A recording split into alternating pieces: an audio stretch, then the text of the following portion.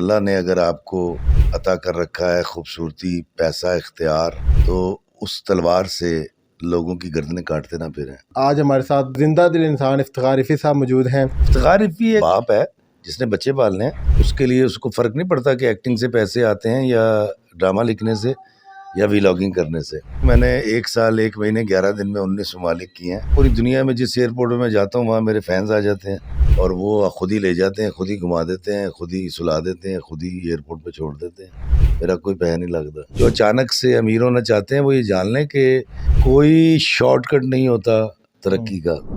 السلام علیکم جی، new detail کے ساتھ میں ہوں آپ کا میزبان محمد شعبان۔ آج ہمارے ساتھ بہت ہی پیاری پاکستان کی شخصیت زندہ دل انسان افتخار رفیع صاحب موجود ہیں، جو کہ پوری دنیا میں پاکستان کا نام جو ہے وہ روشن کر رہے ہیں اور گرین پاسپورٹ کو جو ہے وہ عزت دلا رہے ہیں۔ سر، پوری دنیا میں آپ نے سفر کیا ماشاءاللہ، آج صادق آباد میں بھی آئے ہوئے ہیں، کیا میسج لے کے سجی نکلے ہوئے ہیں؟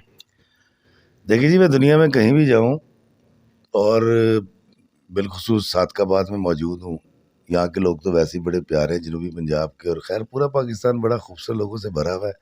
تو میرا پیغام تو صرف یہی ہے کہ معاف کریں، عزت نفس کا خیال کریں، اور اللہ نے اگر آپ کو عطا کر رکھا ہے خوبصورتی، پیسہ، اختیار، تو اس تلوار سے لوگوں کی گردنیں کاٹتے نہ پھریں۔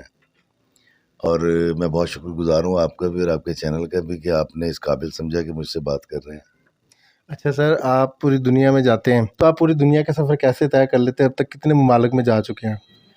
دیکھیں جی، ابھی تک میں نے 1 سال 1 مہینے 11 دن میں 19 ممالک کیے ہیں۔ مئی تک میں ابھی پاکستان میں رہوں گا، اور وہ میں کرتا ہی ہوں کہ میں ٹکٹ لے لیتا ہوں اوکھے سوکھے ہو کے، پھر آگے پوری دنیا میں جس ایئرپورٹ میں جاتا ہوں وہاں میرے فینز آ جاتے ہیں اور وہ خود ہی لے جاتے ہیں، خود ہی گھما دیتے ہیں، خود ہی سلا دیتے ہیں، خود ہی ایئرپورٹ پہ چھوڑ دیتے ہیں، میرا کوئی پیسہ نہیں لگتا۔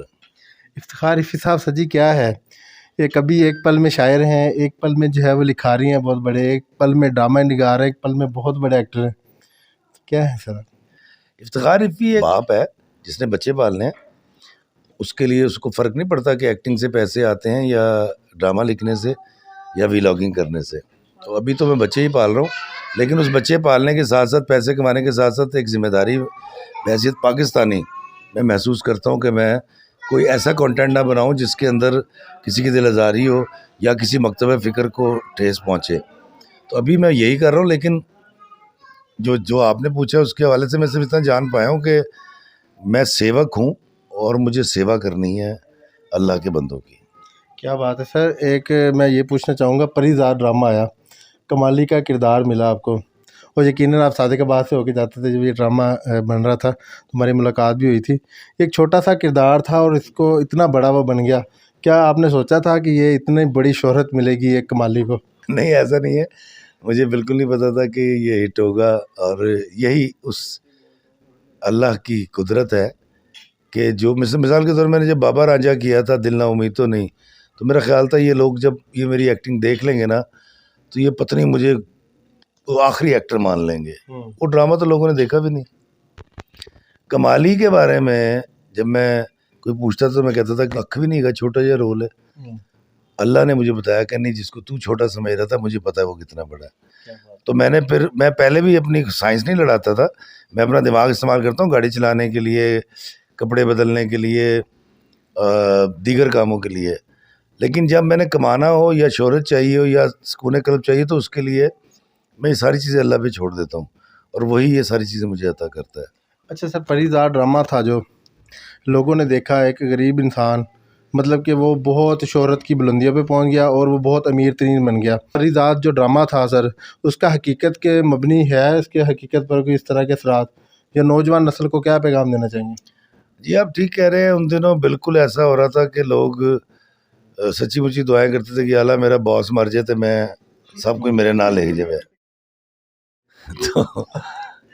تو دراصل ہمیں پریزاد کو سمجھنا پڑے گا۔ ہاشم ندیم صاحب نے یہ ڈرامہ لکھا اور وہ بڑے زیرک اور بڑے اعلیٰ درجے کے رائٹر ہیں۔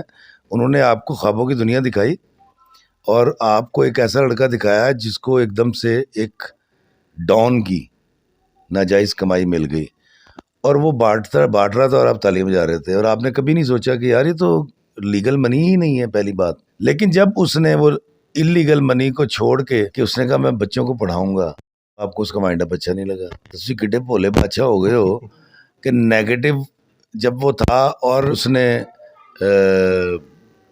पढ़ाना शुरू किया और तालीम आम करना शुरू की तो आपको अच्छा नहीं लगा। तो मेरा ख्याल है हमें थोड़ा सा सोचना पड़ेगा, और उन नौजवानों को भी जो अचानक से अमीर होना चाहते हैं वो ये जान लें कि कोई शॉर्टकट नहीं होता तरक्की का। जिस तरह गंदम एक वक्त में उगती है, हमारे पैदा होने का अमल जो है वो चंद माह में कंप्लीट होता है। जो मुकर्रर हैं, आपकी तरक्की, आपके ऊपर जो बरकतें होनी है वो भी अल्लाह ने तय कर रखा है, वो उसी वक्त में मिलेंगी। सर पूरी दुनिया में जाते हैं, बहुत सारे मैसेज देते हैं, आखिरी पैगाम क्या देना चाहेंगे अपने फ़ैन के नाम? मेरा आखिरी पैगाम सुनने के लिए अभी इंतज़ार कीजिए। बिल्कुल जी, इंतज़ार कीजिए, इनका आखिरी पैगाम ज़रूर आएगा। अपने मेज़बान मोहम्मद शाबान को भी इजाज़त दें, तब तक के लिए अल्लाह हाफ़िज़।